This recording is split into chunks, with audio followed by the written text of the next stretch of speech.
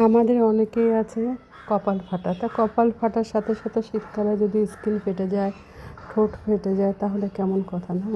Hello everyone, আসসালামু আলাইকুম। কেমন আছেন সবাই? আলহামদুলিল্লাহ, আমি খুব ভালো আছি। তা আজকে আমার ভিডিওতে থাকছে ওই 6 না 7 রকমের সবজি দিয়ে ভর্তা। আমি দেখা যায় 6-7 রকমের সবজি দিয়ে একটা ভাজি করি।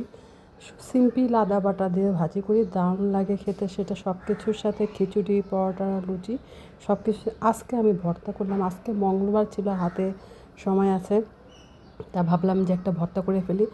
আর ভর্তা খেতে মন চায়, এখন তো বয়স হয়ে গেছে, এই ভর্তা খেতে মন চায়, এই জন্যই বয়স হয়ে গেছে। আর এখন শীতকাল, বেশি করে স্কিনের যত্ন নিতে হবে। স্কিনের যত্ন মানে দামি দামি আপনি প্রোডাক্ট ব্যবহার করবেন সেটা না। স্কিনের যত্ন মানে যতবার আপনি হাত মুখ ধুবেন, ক্লিয়ার করবেন, ততবার একটু ময়শ্চারাইজার কিছু লাগানো, ভ্যাসলিনের মধ্যে নারকেল তেল দিয়ে লাগানো। পায়ে শোয়ার আগে, সারাদিন বিশেষ করে রাত্রে শোয়ার আগে যদি আমরা পায়ে একটু ভ্যাসলিন, নারকেল তেল লাগিয়ে শুয়ে ভালো হয়। মানে শোয়ার আগে যদি একটু যত্নটা করে, আর দিনের ক্লিন রাখলেই ভালো। আর আজকাল আজকাল মানে কি, এই শীতের রোদটা অনেক মুখে লাগে, সেই জন্য একটু সানস্ক্রিন বা ঢেকে, মুখটা ঢেকে সানগ্লাস পরে চলাই ভালো।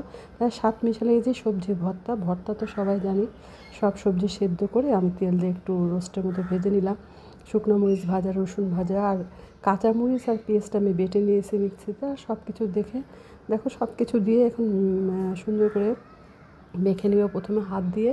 তারপরে এই যে ফুলকপি কিন্তু দিয়েছি, ফুলকপির ডগা পড়েছে 2টা, ওইটাও ভালো লাগে খেতে। তো সব কিছু দিয়ে আর কি ভর্তাটা করলাম। কেমন লাগলো আমার ভর্তার রেসিপিটা? ভালো লাগলে কমেন্ট করে জানাবে, সাবস্ক্রাইব করে পাশে থাকবে। আল্লাহ হাফেজ, হ্যাভ এ গুড ডে।